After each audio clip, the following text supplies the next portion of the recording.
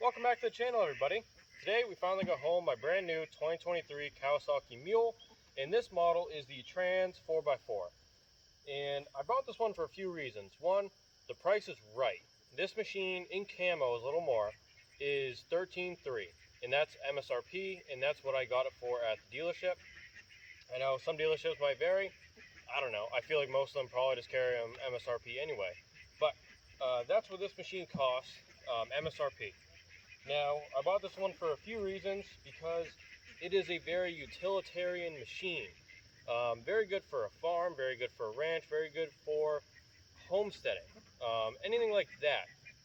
The mules are very rugged machines, very reliable machines, have a great warranty, with the factory warranty being 3 years, and you're able to purchase another 3 years of extended warranty through them. I did not, because my bank offered me 7 years warranty, and that's all I really could think I needed. And they just, I don't know, the price of it wasn't super, or a lot. I don't know what the cost of the Kawasaki 3 years is. I really don't know at all, actually, because I never asked. I didn't think I needed it, but the bank gave me a better warranty anyway, and it really wasn't too expensive. So I want to go over a few things I had on it. And up here, we are in Maine, and we have about 6 months worth of winter slash horrible weather to be driving an open cab machine. So a cab was on a pretty high on my priority list. Now, the way Kawasaki does it, it's kind of weird.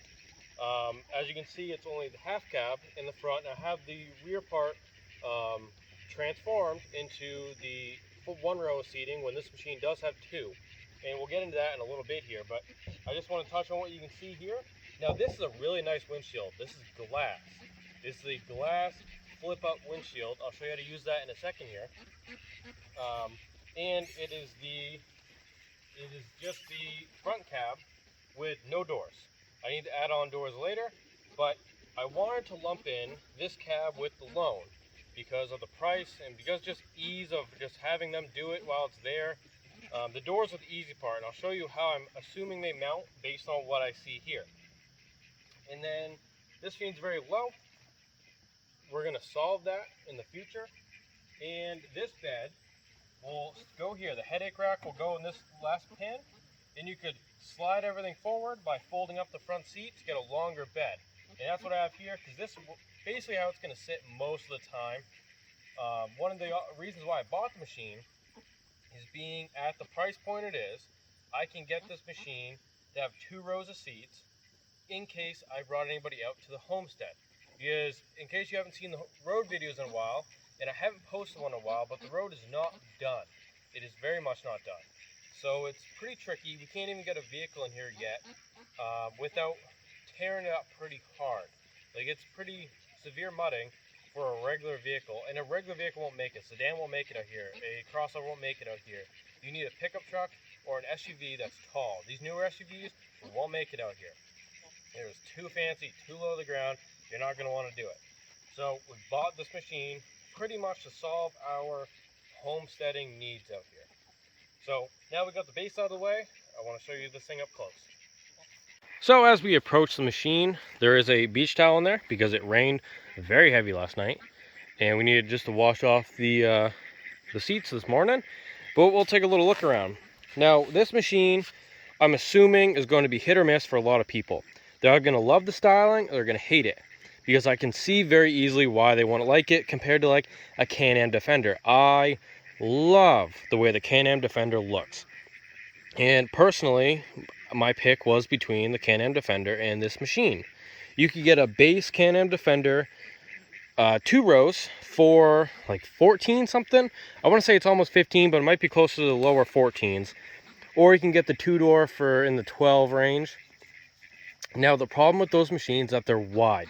This one is a 2 rows of seating, but it's a 4-seater, so it stays narrow. This thing is 5 foot wide, so a little too wide for your 4-foot trails, but it is much thinner than like a Can-Am Defender. And also, one of the reasons why I bought this machine over the Can-Am was because the ease of maintenance. And I'll show you that in a little bit here. But it's got the brush guard with the radiator behind it, and then under this front hood is the coolant reservoir. Very small, very easy. Getting in here, the angle is actually almost negative. So lifting this machine would bring you slightly above, like a slightly positive. In terms of positive, I mean flat, positive, negative. I don't know if that's the correct terms. That's what I'm going to use for the ease of language. I'm assuming people can follow that. Now this one's honestly, I think, sitting negative, like literally. So when you lift this machine, it's not going to strain these parts too much. They're not already strained. Now my plans for this machine isn't crazy. 2-inch lift with bigger tires. And for now, I'm going to run, because these biggest downside, honestly, I think the biggest downside of this machine to me is that it has 10-inch wheels. Got it. It has 10-inch wheels. 10-inch wheels are hard because the biggest tire I can buy for it's a 25.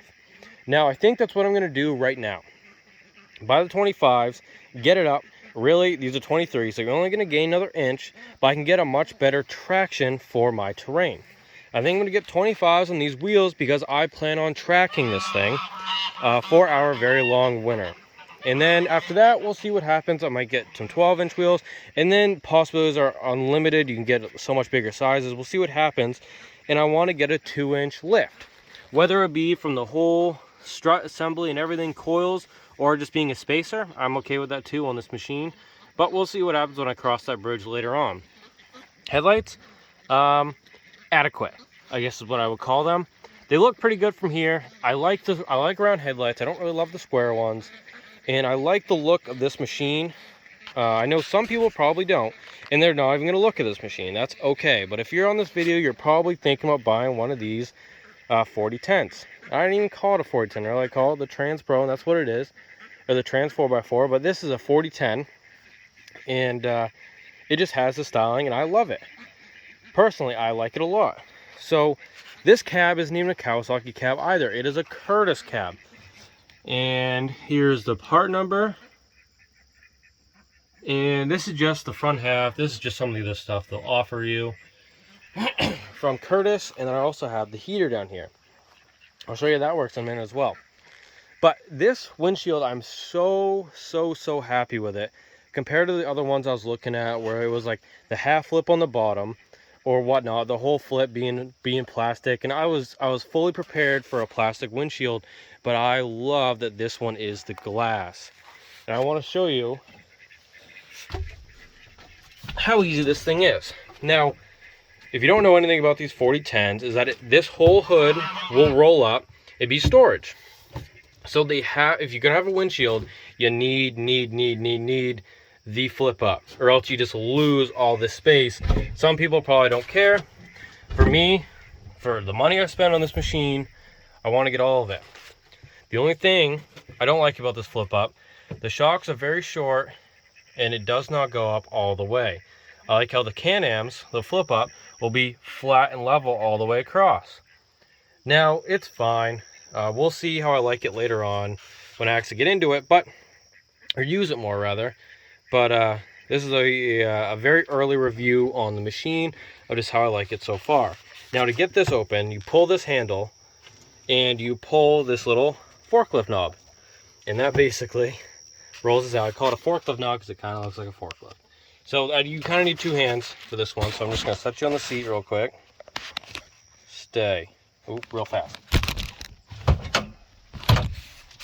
Okay. Now that'll shoot open. It's got tether, so it can't run away. And I want to show you how much room this really fits. This is a 7 1/4-inch saw, skill saw, and this is a full tub of Power Pro screws. So, and there's tons of room left. I mean, you can fit so much stuff up here, and that's one of the reasons why I wanted it, because it had so much storage, along with 2 full-size glove boxes. This one can fit. I have 3 Milwaukee batteries, and these are just the 6 and 8s. So you can fit, I want to say, a full-size like 12 in here, and probably 4 of them. I think the 12 is just taller. I want to say 12 is just taller, not longer. So you might be able to fit at least 2 12s and 2 8s in here, and still have this whole middle to go. This thing's just slightly too long. No, it's not. It's perfect. You can fit a bunch of thin stuff in the middle there. And you have one on the other side as well. You have so much storage. And the other mules, even the Mule Pros, you only get one glove box and one shitty tray that you just slide everything in. It'll fall out as you're bumping along. And that's just no fun. But this machine is very, very thin. One, you lose a lot of space with this e-brake handle. And you can fit 2 people very comfortably, don't get me wrong. But 2 people and the dog is a little rough. And so, we'll show you the rest of it. Easy headlight switch. You have forklift knob. And then you have your very simplistic warning lights. I would love to see this be usable. And I want to say, based on how wobbly it is, that can pop out and you can put some sort of cluster in there. Not sure what you can add, but I want to look into it. I'd love to get a speedo on this thing. I know this thing will only go about 25, and that's about flat out. But I'd love to see a speedo on there. And then down here you can see your brake fluid level. And then this is the heater knob. It's 1 click, 2 clicks, and that's all you get. You get 2 settings. And that's just the heater down here. Runs on engine coolant, not an electric heater. It runs on coolant, so this thing will get very adequate heat, definitely. And you slide over here, you have your hill roller, and for your transmission, blanking on what it's called right now, the CVT. This is your CVT transmission selector. And over here, a very easy 2-wheel drive. You just have a knob, you pull, and then slide down to 2. Over here, missed it, you have your differential lock. Same thing, you pull, slide the lock down. This knob is very not fun to grab. This one's nice and crisp. That's what I want. This one just feels like loose and sloppy. Insert X-rated funnies. So I gotta look into that, see what to do about tightening that up. And we already have 2.5 hours on it. This thing came with 0.7. I think when I looked at it at the dealer, it had 0.1. So somewhere they used about a little over half an hour between bringing it in the room and moving around, doing all that stuff. Probably testing the heat. They gotta let it run for a little bit to get this heat going. And then over here you got a lighter or a charger and easy key. I honestly don't like how the keys over there. I wish it was, you know, maybe like in here, somewhere close to this realm, even like over here. Sorry, you can't see me past the steering wheel. Even like over there. But either way, parking brake's easy. Now you do not need to have the parking brake on to start it. You just need to be in neutral. You can't be in a gear. Ooh. After running it for a while, it'll be a very quick start like I just did. And it'll start off that. It's been shut off for a little bit now. And it just needs that extra crank to start. Easy fuel bar. I don't really care one way or another about this styling. It works. I like gauges. I just like looking at gauges. I don't like all this digital stuff, given this thing's got no digital stuff. I don't like digital stuff in general, so I'm not super partial to this styling, but it works. Now, this thing was full at 0.7 when I brought it home, and so between that, about 2 hours, I've drained a quarter tank of fuel. And that's putting around on the trail, going like less than 1 mile an hour, probably average, and doing rock crawl and stuff just to get in here. And maybe someday we'll do a video of how I even get out, show you guys how rough the driveway is. 2 cup holders here, 2 cup holders there. The smaller one has drains, and both your glove boxes have drains as well that run into tubes. Anyway, if I can get you to, I don't know, right here's the tube. No, that's for the bar. I don't know. Anyway, there's a drain in there that'll drain it out, and so even if you get a bunch of snow or whatnot in there, everything's gonna be good, and none of your stuff will be getting ruined. So we'll jump to the next portion of the video. Now, this bed, I really like it a lot, actually. It has the plastic fender flares with a full metal bed, metal sides, metal diamond plate. And I think this is just for longevity use out on this farm. I think it's going to do very well. And some of you might be laughing, I called it a farm on our homestead. Very light duty farm. This thing will do very well for a very long time. This seat It's pretty simple. I mean, if you're watching videos on this thing you've seen 100 times, I'm not going to go through it. But this rack will pop up, go on those pegs, these will fold in, seat will come back down, and those clamps will replace on this board, will go on the seat, and you're good to go. Now to dump it, you do need, that's the latch. You do need to latch it. Same style latches for the tailgate, you just pop these two, this thing will roll down, has this cable, so it can't fall off, and you'll be good to go. You can drop that tailgate. Relatively rugged design. Easy handle here, we'll lift up. There is a stop. Sure, one day that's going to let go and drop on my head. Now, here's the next reason why I wanted to go with the Kawasaki. This thing is so easy to work on. The oil fill is here, the oil filter's down there, the Can-Am's filter you can't access without a bunch of fancy tools, or you need to remove the back seat to get into an access panel to get your filter out. Don't like it. This one's super easy. Everything's easy to see. You got your spark plugs. You run under here. Very simple wiring. This is a shut-off for the heater coolant. Probably all summer. You can probably shut that off so you don't even waste the time and going over there. Very long dipstick, but very easy to use. Even with the bed down, you can pop that out, see where you're at. This is the engine air filter. Runs all the way up this pipe to a cap up here. So you basically get a snorkel from the factory. If you want to think of it as that, where your air is coming from a very high point. Nice sealed box, Donaldson filters. I like Donaldson filters. They're in pretty much all the machines I have. And they're just, I don't know, I just like them. Not super partial one way or another, but diff, super easy to access. We'll have to figure out the front. I'm going to say it's relatively easy, but definitely harder where the cab sits on it. And yeah, anything else notable? This is I want to say a breather for the CVT. I'm not super knowledgeable on CVTs, never been a big snowmobile guy. This is the CVT air filter. Same thing, runs up to your snorkel top. So you get nice, clean air, very high. I can see a bunch of dumpies making dirt nests in here. You can already see where dirt's starting. So those are probably gonna have to be cleaned, and I don't know, we gotta figure out if this pipe runs all the way down to dump everything out, or if it'll just tunnel in there and get sucked into the air filter. Either way, you just check your filters. You should be pretty good there. Everything's pretty, relatively easy on this thing, all things considered. Very simple motor, very simple node. This is your fuel rail. Under here is your exhaust with your shield. I just touched it and it really let me know that that was the exhaust. Those are your injectors. And everything's simple right on top. You can see everything. And if you know anything about anything, or you can just figure it out pretty simply. Yeah, so that's another reason why I bought this machine, because of just how easy things seem to be. This is going to be your, I believe, your shifter. So you can already see that these are nuts in here to stop things from turning. So if you need adjustments, you can already see it's cable driven, so it's going to be relatively easy as long as it's not all bunged up and corroded. This is your lever to keep this thing from falling on your head. And yeah, things pretty simple. Very low to the ground.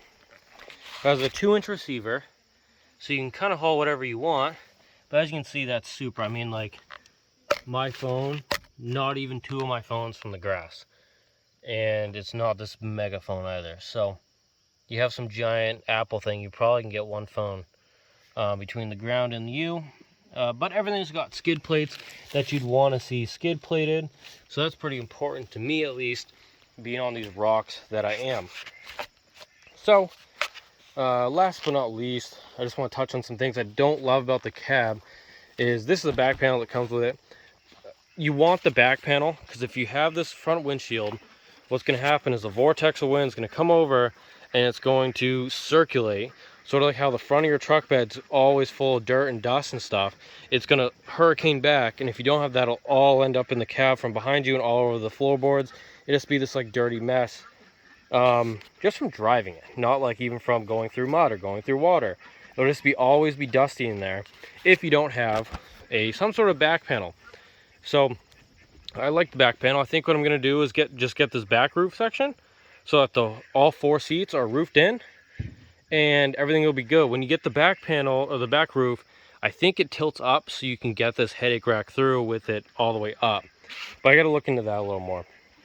I'm not a fan of how this stays on here. It's just this Velcro, but it's already coming. I picked this thing up yesterday.